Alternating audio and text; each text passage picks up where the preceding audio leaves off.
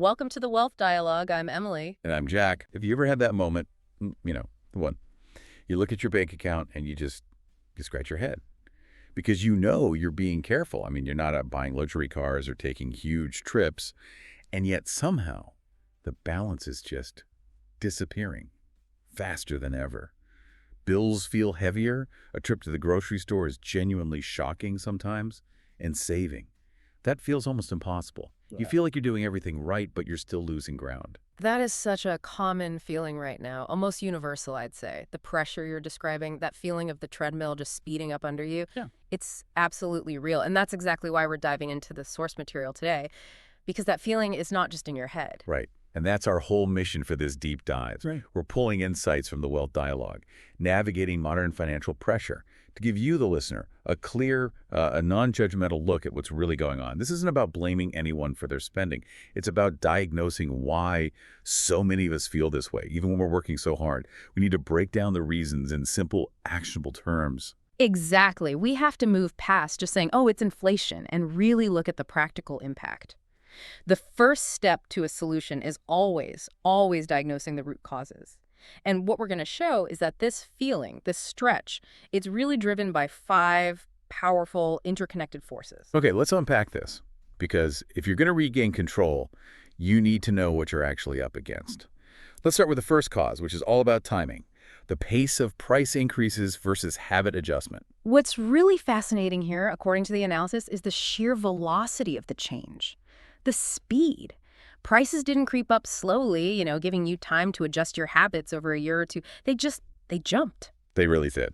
It's like trying to catch a ball that's thrown way faster than you were expecting. Yeah, and that velocity is so critical. We saw these huge non-negotiable costs. I'm talking groceries, rent, gas, insurance.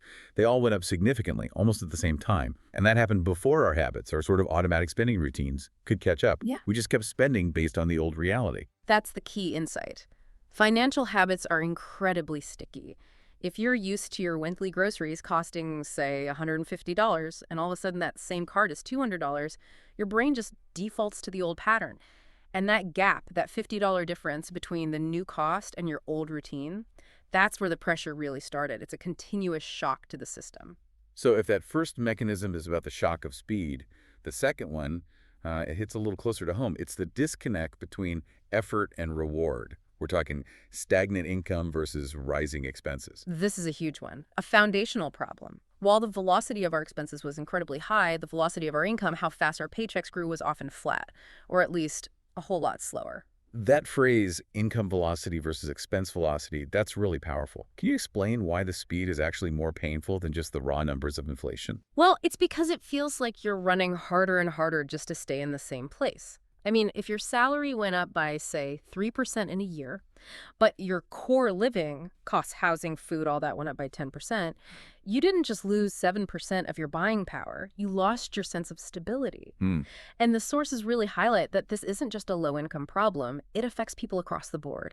Even people with what you'd call a good salary feel completely stretched because the cost of just maintaining their life outpaced their wage growth. So that feeling of being stretched thin isn't really tied to a specific dollar amount in your bank account. It's about that ratio. Exactly. It's the friction that's created when your effort just doesn't seem to translate into solvency anymore. You feel like you're putting in the work, but the system is just accelerating costs faster than it's accelerating your income. Okay, so we've got these big external forces. Now let's zoom in a little bit, look at the quiet leak that's maybe happening inside our own walls. The third cause, the silent threat of small expenses. This is where I think we all need a new way of looking at our money. For sure. We usually focus our budgeting energy on the big ticket items, right? The mortgage, the car payment. The big stuff you see. Right. But what the sources show is that the problem often isn't one big purchase that's sinking the ship. It's the slow, sustained erosion of cash. The invisible leakage. That's what we call it. It's all the quiet stuff. Streaming subscriptions, that fitness app you forgot about, little recurring fees on bills, and oh man, those food delivery charges. And individually, none of them look scary. It's, $15 here, $9.99 there. But here's a hard data point. The sources suggest the average U.S. household has over 15 separate recurring subscriptions. When you add all of that up, it can easily be several $100s a month. That money just silently drains out every single month, totally under the radar. Yeah, if you're stressed about your rent payment, you're probably not stopping to think that you're also leaking maybe $250 a month on services you barely even use. It's sneaky because it's automatic. That automation is the key. It requires zero thought, and that cumulative weight just creates this huge invisible hole in the budget. Okay, which brings us to the fourth point. This is the behavioral result of all this speed and leakage and friction. It's called saving postponed. Saving used to feel like a pillar of personal finance, right? A standard monthly action. But for so many people now, it's shifted from being a necessity to feeling like a luxury, optional. The reason for that is pretty simple, isn't it? Mm-hmm. When money is tight, you just go into survival mode. That's it. Survival comes first. You prioritize keeping the lights on, keeping food in the fridge.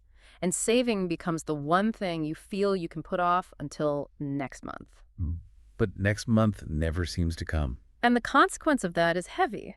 Postponing savings seems practical in the moment, but it adds this enormous layer of stress. It removes your safety net. It guarantees that the next small emergency, a flat tire, a medical bill, becomes a full-blown crisis. It creates a really vicious cycle. You're constantly chasing after the last emergency, which you could have buffered against if you'd been able to save. You're absolutely right. And saving isn't just about the future. It's a mental health stabilizer now. When you can't do it, that feeling of vulnerability, it just gets amplified. Which leads us right into the fifth and final cause. This one is purely about the emotional fallout. We're talking financial anxiety and behavioral changes. This is where things get really interesting because we know stress changes how we think, how we operate. And chronic financial stress, well, it fundamentally changes how you interact with money. Absolutely. The anxiety itself can lead to one of two really damaging behaviors that just reinforce the whole cycle. The first one is emotional spending. Right. Seeking that quick, temporary hit of dopamine to feel better about how stressed you are. It's that impulsive, I deserve this coffee, or I need this new gadget purchase. It's spending to escape the pressure. And the second one is the complete opposite. It's avoidance. Exactly. Avoidance is when the stress becomes paralyzing. People just ignore the problem. They stop checking their bank account. They don't open their bills. They just pretend it's not happening. And both of those behaviors, whether it's the impulse to spend or the impulse to ignore, they just guarantee the situation gets worse. It's a devastating loop. How long does it usually take for someone to even realize they're caught in that trap? Often, far too long. Avoidance is so dangerous because it stops you from getting the data you need to find a solution. I mean, you can't solve a problem you refuse to even look at. The whole key is to break that cycle with small, immediate wins, something to cut through the paralysis. So, okay, we have the diagnosis, sudden price jumps, income not keeping up, silent leakage, saving gets pushed off, and then these anxiety traps. That's a lot. It is. It's a daunting combination, but getting that diagnosis is the essential first step. So what does this all mean? What can people do right now, and I mean realistically, to fight back against these five forces? We need solutions that are practical and designed to fight that feeling of anxiety we just talked about. The sources offer 6 simple moves. And these are moves that are designed to generate momentum, to give you immediate feedback, and shift you out of that avoidance cycle and back into a feeling of control. So we're not talking about some extreme, painful budget. No, not at all. These are strategic moves. Okay, give us the action plan. Let's talk through the why behind each one. All right, the first move is track weekly spending, not monthly. Wait, weekly? Why so frequent? Isn't a monthly check-in with a budgeting app enough? The problem is monthly feedback is too slow. It can't compete with the high velocity of today's expenses. If you wait until the end of the month to realize there's a problem, you've already let it compound for 30 days. Tracking weekly forces a much shorter, more immediate feedback loop. It's designed to give you that awareness before the anxiety can build up and paralyze you. Immediate feedback. Okay, I get it. What's move number 2? You have to immediately and ruthlessly cut silent expenses. This means targeting those recurring quiet drains we talked about, the unused subscriptions, the automatic fees you forgot about. Go on a hunt for them. Why start there? It can feel like a small amount compared to, say, rent. Because they are low-effort, high-impact wins. They don't require a major lifestyle change, but they give you fast, tangible results. You can often free up $50, maybe $100 almost instantly, and that quick victory is so important for overcoming that feeling of inertia. That makes perfect sense. A psychological win to get you started. What's number 3? Lower fixed bills before cutting food. This is a huge one. It's about making sustainable structural cuts instead of painful survival level ones. Do not try to starve yourself into solvency.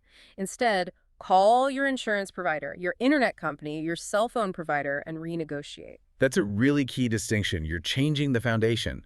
When you lower your car insurance, that's a saving that just happens every month for 6 months or a year without you doing anything else. Precisely. It directly attacks that income friction problem by basically giving you a raise, increasing your available cash without needing your boss to do it. It's long-term relief.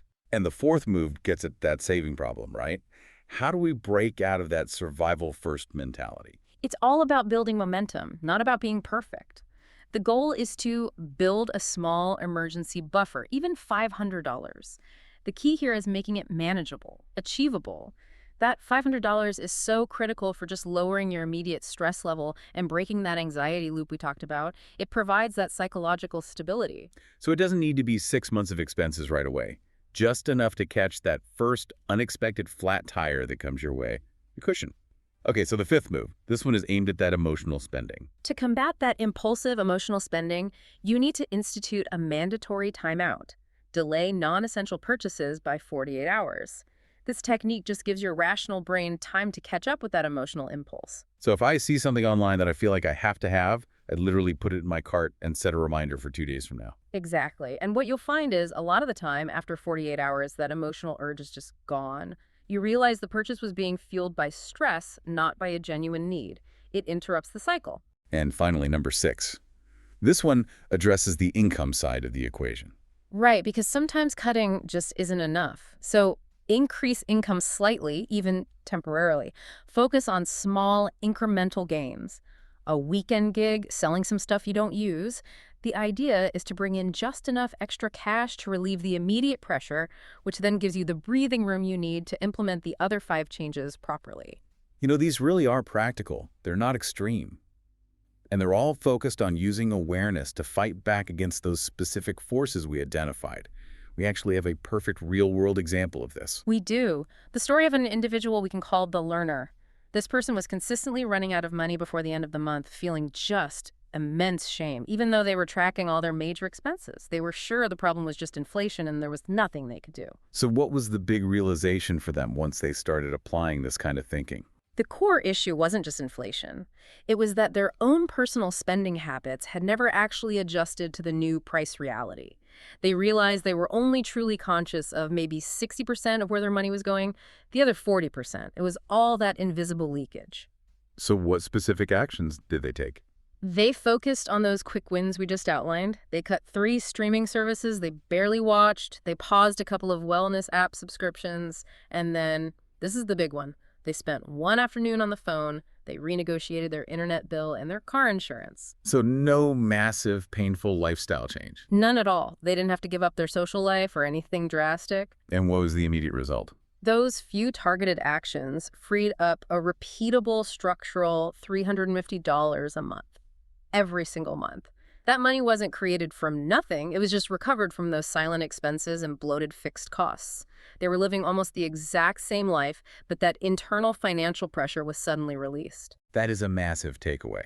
The point here is that targeted awareness made all the difference. That $350 suddenly made building that $500 emergency buffer feel completely achievable. It let them break the anxiety cycle. Absolutely. Understanding why your money feels tight, diagnosing the velocity, the friction, the leakage, that is the foundational first step. That mental shift from feeling overwhelmed and paralyzed to having a clear diagnosis, that's what makes effective action possible. We've covered the 5 core causes and 6 practical moves to get back in control. It's all about adjusting those deep-seated habits to the new reality and focusing on what you can control. And that leads to a final question for you, the listener, to think about as we wrap up this deep dive. Exactly. We've talked a lot about identifying your silent expenses, those subscriptions, those fees. So think about the learner's story. If you did an audit of your own spending today and reallocated the cash that's currently being drained by those invisible costs, how quickly could you realistically reach that critical $500 emergency buffer? Start tracking. See for yourself how fast that little spark of awareness can translate into real, unstoppable financial momentum.